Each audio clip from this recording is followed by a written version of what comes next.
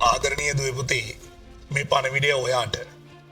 ඔයා ලංකාවේ කොහේ හිටියත් මේ වෙලාවේදී මහා වැස්ස නිසා ගම් වතුර නායෑම් සුලිසුලන් මේ වගේ ආපදාවන් වලට ලක් වෙලා ඇති.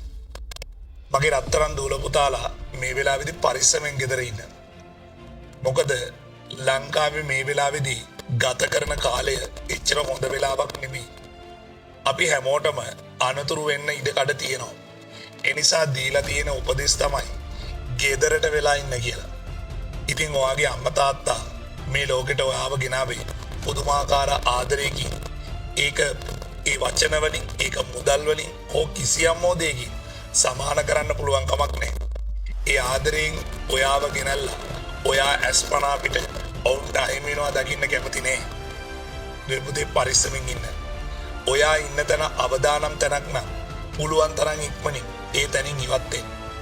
අවදානම පහ වුණා කියලා ප්‍රශ්න ඉවර වෙන්නේ නෑ.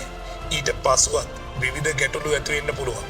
ඒ හැමදේම කොහොම කල්පනාවෙන් කලබල වෙන්නේ නැතුව තමන්ගේ හිතේ තියෙන ආවේග වලට වැඩ කරන්නේ නැතුව පරිස්සමෙන් විසඳ ගන්න.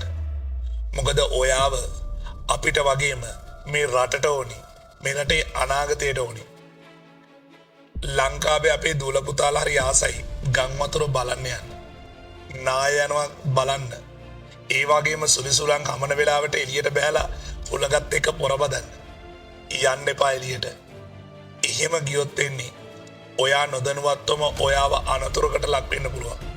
මේ පණවිඩ ගේන්නේ අපි ඔයාට ඔයා ගෙදර ඉඳගෙන ඉතිහාසය ඉගෙන ගන්න වෙලාවේදී මේ පණවිඩේ දෙන්නේ ඔයා අනික් වෙලාවල් වලට එළියට බහැලා ඔයා ඔය කරන්න ඕනේ නැති වැඩ කරන නිසා. අපි ගිහින් එන්න. පරිස්සමෙන් ඉන්න.